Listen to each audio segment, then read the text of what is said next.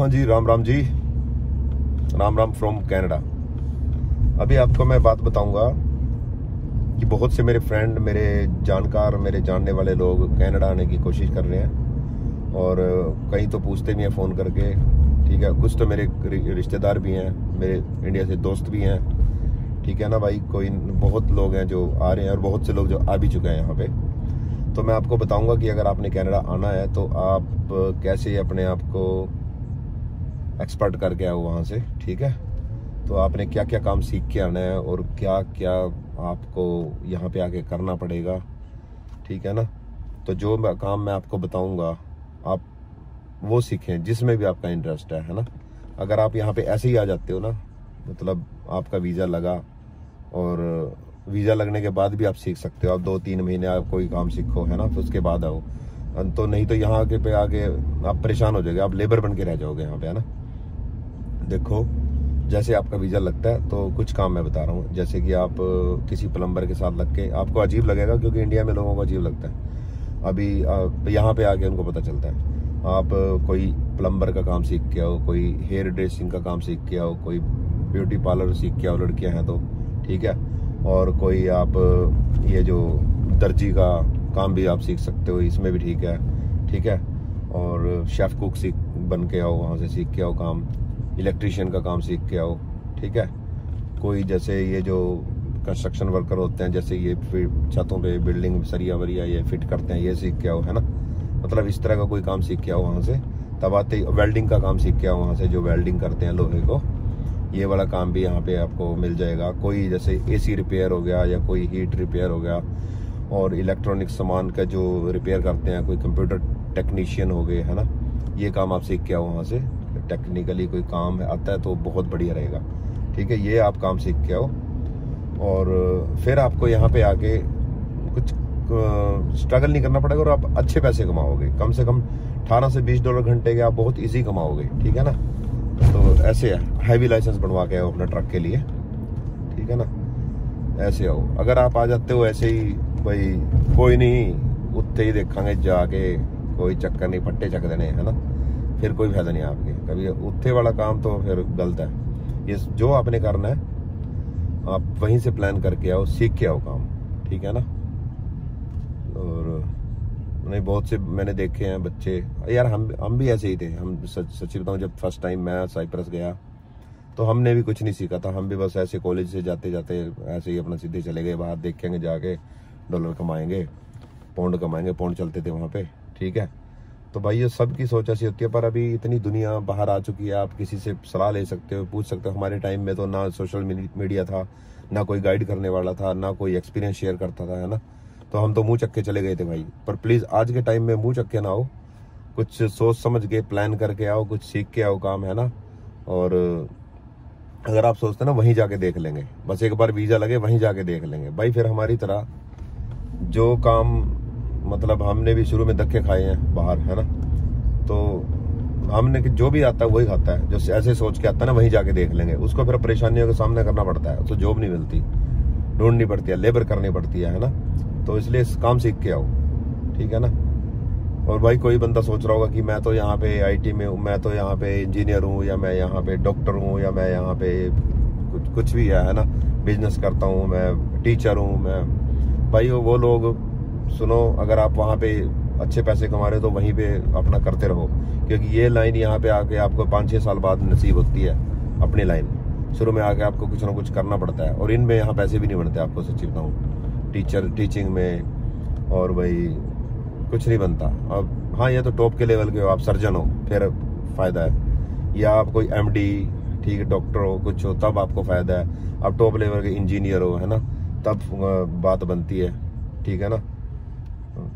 Hardware software बढ़िया top class के engineer हो, फिर यहाँ पे होता है ना यार। उनको यहाँ पे कोई नहीं पूछता, जैसे इंडिया में है, चलो ठीक है जी, ये JE बन गया, ये बन गया, वो बन गया, ठीक है। जो छोटी मोटे बीच का लेवल है ना यार, उनको कोई फायदा नहीं ना। वो यहाँ पे टॉप लेवल की जॉब कर सकते हैं ना, वो कुछ नहीं कर सकते वो यहाँ पे। तो इसलिए अपना कुछ ना कुछ काम सीख के आओ, ठीक है भाइयों। मैं ये नहीं बोलता कि थोड़ा सा यार यहाँ का सिस्टम ही ऐसा है, ठीक है ना।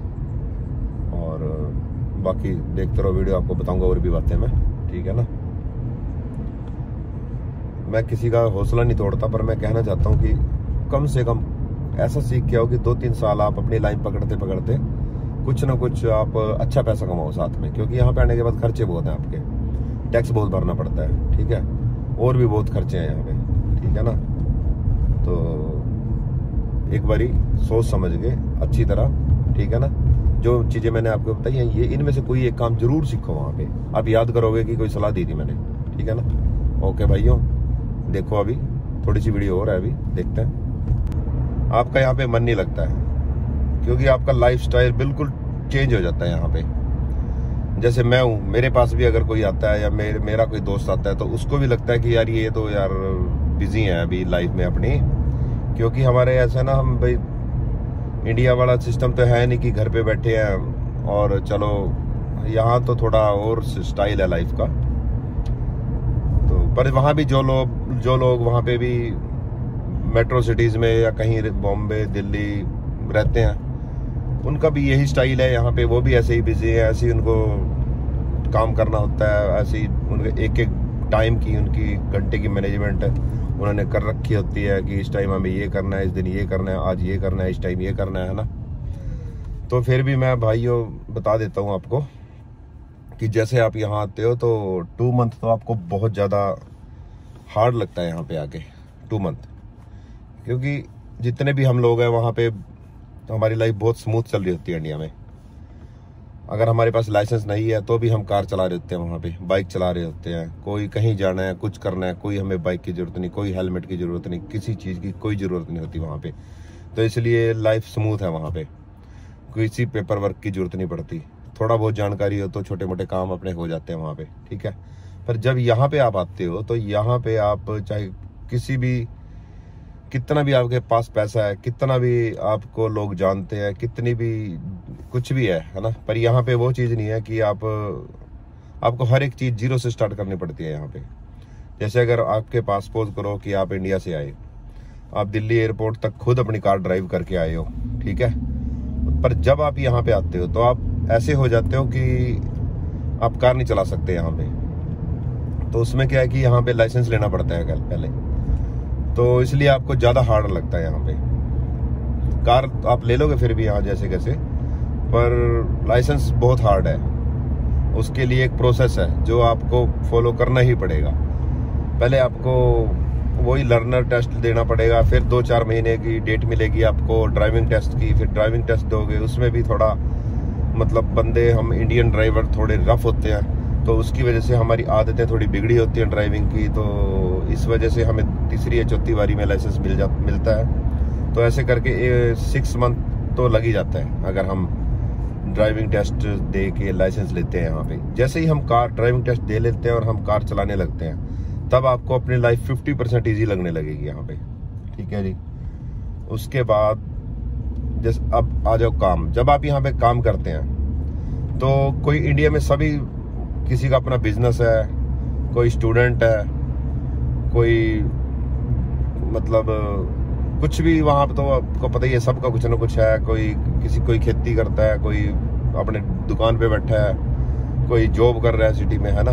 तो वहाँ स्मूथ है आपकी लाइफ। और यहाँ पे जब आप आते हो आपको जॉब ढूंढनी पड़ती है, तो बहुत पहली जॉब आपको बहुत मुश्किल से मिलती है यहाँ पे, और अपने फील्ड की जो आपकी लाइन है वो तो आप भूल ही जाओ, वो तो आपको मेरे ख्याल से 2-3 साल तक नहीं मिलेगी, ठीक है ना। जैसे कि सपोज करो कि कोई इंडिया में टीचर है, तो टीचरों के लिए तो बहुत हार्ड है भाई, टीचर तो सोच समझ गया ना,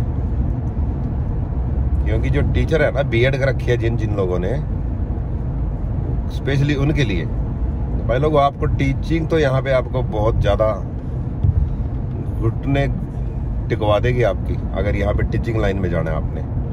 सबसे पहले तो आइलेट्स का ही पंगा पड़ेगा, 7 बैंड आइलेट्स में चाहिए उसमें।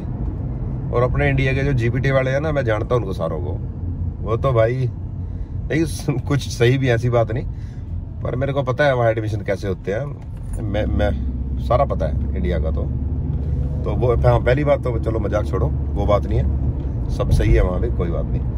तो भाई टीचिंग लाइन के लिए यहाँ पे बहुत ज़्यादा आपको, एक तो आपकी इंग्लिश बहुत अच्छी होनी चाहिए, दूसरा आपको यहाँ पे एक टेस्ट वगैरह भी देने पड़ते हैं उसके लिए, ठीक है, तब आप टीचिंग लाइन में जाते हो यहाँ।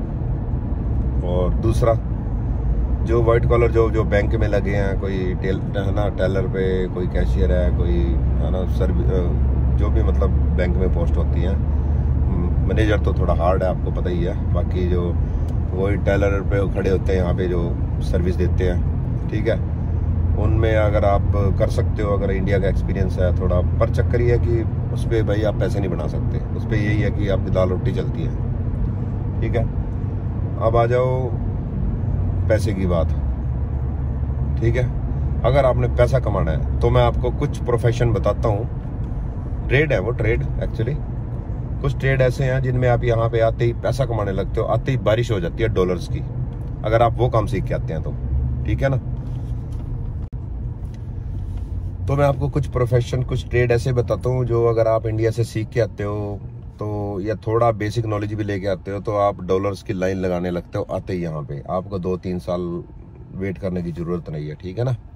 पहली बात तो आप हार्ड वर्क करना सीख के आओ वहाँ से, ठीक है।